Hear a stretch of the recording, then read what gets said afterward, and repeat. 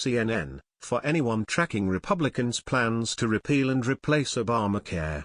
This probably sounds familiar. It is possible GOP senators come back to Washington to vote on a health care proposal this week. At least that's the plan. But there's a catch. Republicans are returning uncertain on what their leadership is asking for them to vote on, and there is no indication that the votes are even close to being there.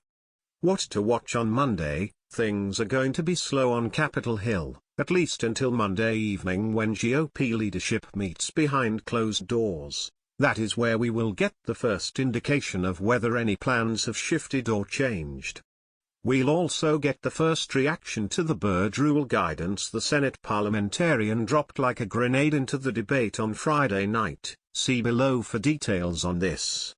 But Capitol Hill won't be the place to watch at first. West Virginia wins that battle Monday, where President Donald Trump will be appearing. By his side, Shelley Moore Capito, a Republican senator who remains a clear holdout on backing GOP plans for health care. This brings the full weight and power of the presidency to the forefront. Capito hasn't buckled a bit in past weeks, so any shift here would be major. And, frankly, so would a non-shift. Where are the plans right now? Have the vote? Leadership is still short the 50 votes it needs to advance its legislation under the rules of the Senate procedure known as reconciliation. Senator Susan Collins of Maine is a concrete embedded no.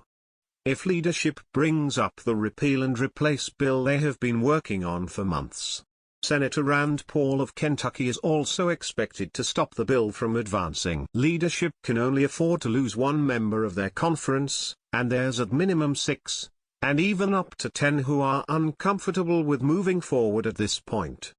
Still, the prevailing consensus through the weekend was that a vote needs to be held, even if it's going to fail.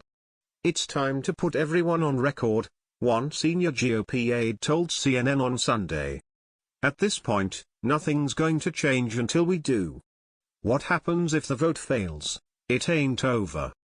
More and more, by the end of last week, it became clear that the effort to strike some kind of deal on replace was kicking back into gear. Republicans huddled in the office of Senator John Barrasso of Wyoming for hours, and members and more conversations with the administration continued into the weekend. With that in mind, there are more than a few members and staffers who think the failed procedural vote may serve as a spark of sorts to those efforts. The reality of failure, and the blowback senators are likely to get from the base, may serve to help us in the end, a Republican aide working on the process told CNN. Trump pointed in that direction Sunday night via Twitter. If Republicans don't repeal and replace the disastrous Obamacare, the repercussions will be far greater than any of them understand.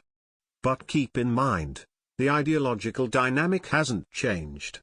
Conservatives want more of the Obamacare regulatory infrastructure cut back. More centrist senators have very specific, and in many cases, very large, at least in terms of funding, requests from the opposite side of the spectrum. Nothing has shifted on that front. As one senior GOP aide put it at the end of last week, well, nothing yet. What's different now is there's no agreed-upon repeal/replace substitute amendment. That was what leadership wanted locked in before this process started on the floor, and what they have been working toward for months. Ideally, at the end of the vote-a-rama, the agreed-upon repeal/replace amendment would be put up for a vote, stripping everything else and replacing it entirely with compromise language that could get 50 votes. As of this moment, they are still woefully short of that goal. So, barring some last-minute replace agreement, here's how the vote would work. Procedural vote, likely Tuesday, on the motion to proceed to the House-passed healthcare bill. What the Friday's Byrd droppings mean problems, and not just for pro-life conservatives. There are 10 provisions in the bill, many of which are absolutely central to a functioning marketplace, that the parliamentarian said would likely run afoul of reconciliation rules, and as such, require 60 votes to remain in the bill. Breaking, Republicans would not be able to get 60 votes for any of those provisions. There are a handful of others still being looked at by the parliamentarian that may also not pass muster. And the all-important Cruz amendment, from Texas Senator Ted Cruz, which Democrats, and quietly some Republicans, are confident won't get the nod, hasn't even gone through the process yet. Another major problem for Republicans is that the parliamentarian ruled that a provision in the House bill dubbed the Buffalo buyout didn't pass muster because it so clearly was designed for one state and one state only. That's not good because one of the tools leadership has had is to buy individual members off. In fact, the revised Better Care Reconciliation Act bill included a provision specifically designed to toss more money to Alaska and Alaska only. If one of the tools you used to get on the fence members is no longer as viable, that's trouble.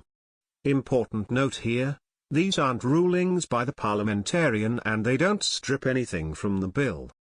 This is guidance, provided to staff and members, about what will and won't stay within the rules at the moment.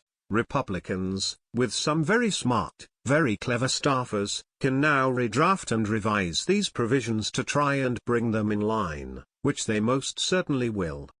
But the Planned Parenthood and anti-abortion tax credit provisions haven't changed in draft after draft. And the ability to revise them in a way that passes muster with the parliamentarian, is a very open, and extraordinarily crucial question. What is the White House doing? It's very sad that Republicans, even some that were carried over the line on my back, do very little to protect their president, Trump tweeted Sunday. But how much of an effect the White House can actually have on this process remains to be seen. It's key to remember that senators, so far, don't appear to have much trust in Trump to be with them if this bill isn't popular down the line. Remember what Senator Lindsey Graham, a South Carolina Republican, said last month. Here's what I would tell any senator: if you're counting on the president to have your back, you need to watch it, Graham said.